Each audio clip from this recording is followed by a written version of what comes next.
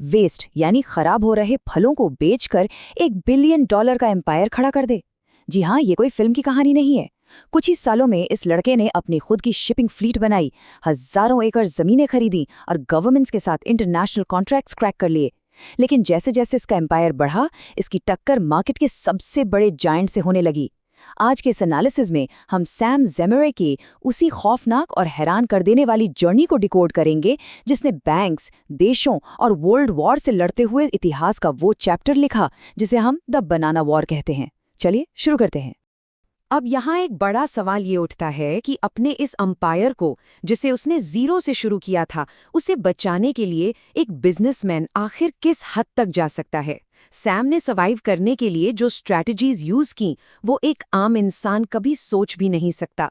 उसकी इस बेदर्दी को समझने के लिए हमें उन इम्पॉसिबल क्राइसिस को देखना होगा जो एक के बाद एक उसके सामने आए। और इसकी शुरुआत होती है एक बहुत ही बड़े नेशनल लेवल के कर्जे से। Crisis number 1, the Honduras debt. तो चलिए इसे थोड़ा समझते हैं। सैम असल में मार्केट में सर्वाइव कर पा रहा था होंडुरास गवर्नमेंट के साथ किए गए अपने सीक्रेट टैक्स एग्रीमेंट्स की वजह से। इन टैक्स बेनिफिट्स ने ही उसे मार्केट में एक एज दे रखा था। लेकिन 1900 आते आते होंडुरास की गवर्नमेंट खुद एक बहुत बड़ी प्रॉब्लम में फंस गई। उन्होंने 1870 के दशक में रेलवे बनाने के लिए ब्रिटिश बैंकों से भारी लोन्स लिए थे।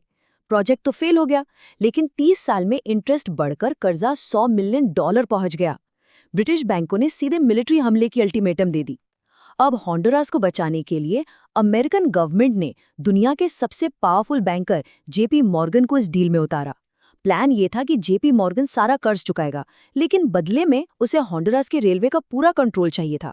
अब आप खुद सोचिए, अगर ऐसा होता तो सैम के वो सारे टैक्स एग्जेम्पशंस खत्म हो जाते, उसका तो पूरा बिजनेस मॉडल ही तबाह हो जाता। तो अब सैम के सामने अमेरिकन गवर्नमेंट और जेपी मॉर्गन जैसे नाम थे।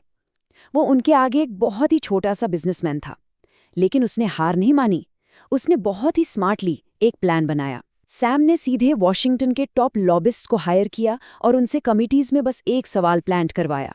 क्या एक प्राइवेट बैंकर का किसी फॉरेन कंट्री को कंट्रोल करना हमारी अमेरिकन डेमोक्रेसी के खिलाफ नहीं है?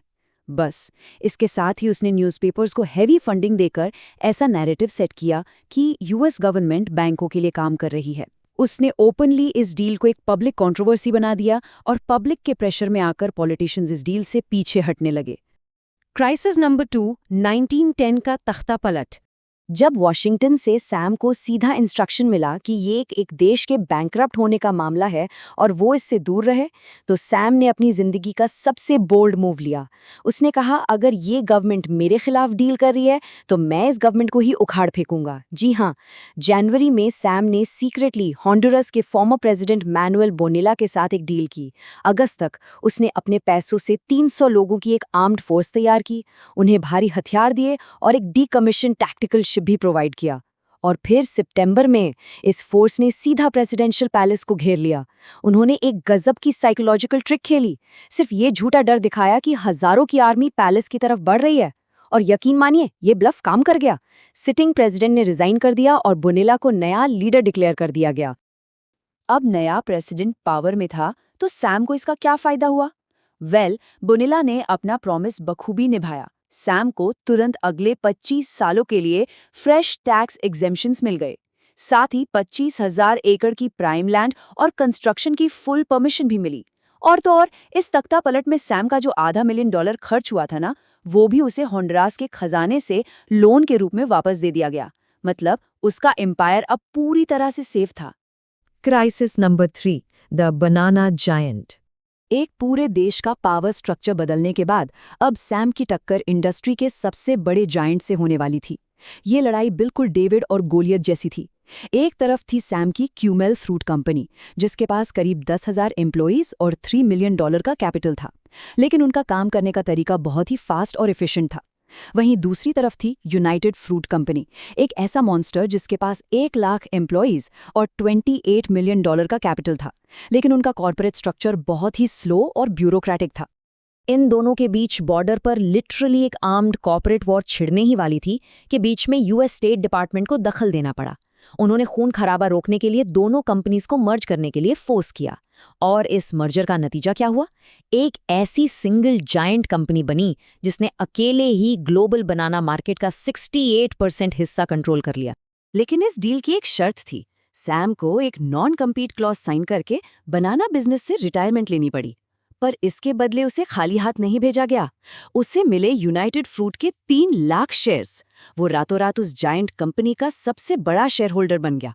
उस समय इन शेयर्स की वैल्यू लगभग $31 मिलियन थी, मतलब आज के हिसाब से करीब 5,000 करोड़ रुपए।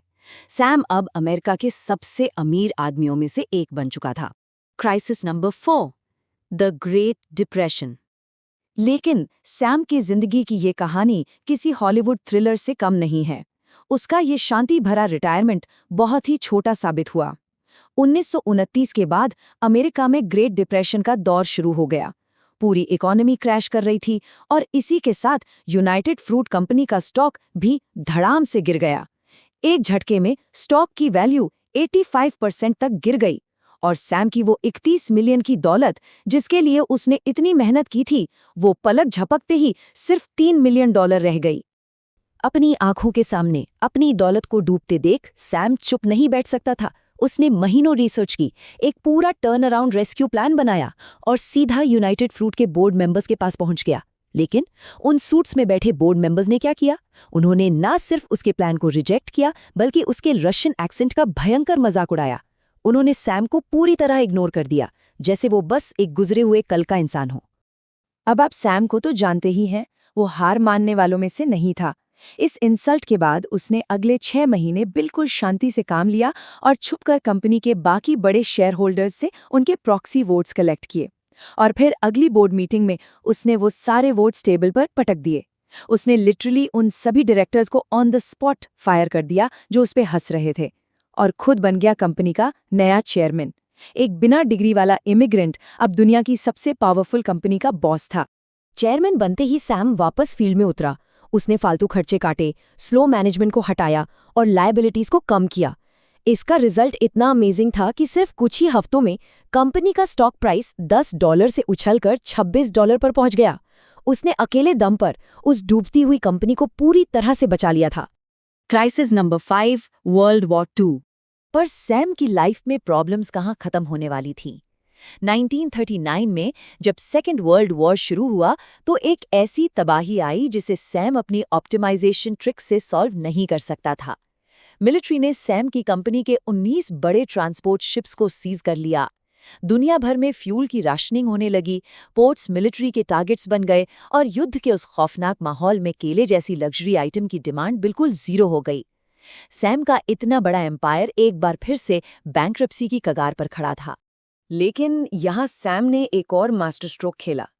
पूरी तरह से बर्बाद होने की कगार पर खड़े होकर उसने देखा कि केले कोई नहीं खरीद रहा, तो उसने तुरंत अपनी ग्लोबल टास्क फोर्स को ऑल्टरनेटिव्स ढूंढने के लिए लगा दिया।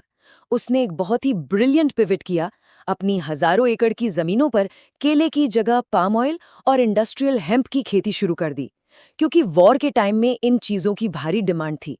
और इस एक डिसीजन ने उसकी कंपनी को फिर से डूबने से बचा लिया। The final battle. सैम ज़िमुरे ने क्या कुछ नहीं किया। बड़े बड़े बैंकों को हराया, देशों की सरकारें उखाड़ फेंकी, अपने कॉम्पिटिटर्स को कुचला और ग्रेट डिप्रेशन से लेकर वर्ल्ड वॉर तक सर्वाइव किया। लेकिन 1943 में उसकी इस एक्स्ट्रा ऑर्डिनरी जिंदगी की रफ्तार अचानक थम गई। उसके बेटे की, जो यूएस एयरफोर्स में कमांडिंग ऑफिसर था, एक प्लेन क्रैश में डेथ हो गई। ये एक ऐसी पर्सनल ट्रेजेडी थी जिससे दुनिया की कोई दौलत या कोई भी बिजनेस स्ट्रैटेजी कभी सॉल्व नहीं कर सकती थी। इस दिल तोड़ देने वाले हादसे ने उस फियर्स फाइटर को हमेशा के लिए बदल दिया, क्योंकि बिजनेस की हर जंग तो जीती जा सकती है, लेकिन पर्सनल लाइफ की जंग नहीं। इस दर्दनाक हादसे के बाद सैम ने खुद को पब्लिक लाइफ और बिजनेस वर्ल्ड से बिल्कुल दूर कर लिया और आखिरकार 1961 में उसका निधन हो गया। ये पूरी कहानी आखिर में हमें एक बहुत ही गहरे सवाल के साथ छोड़ जाती है।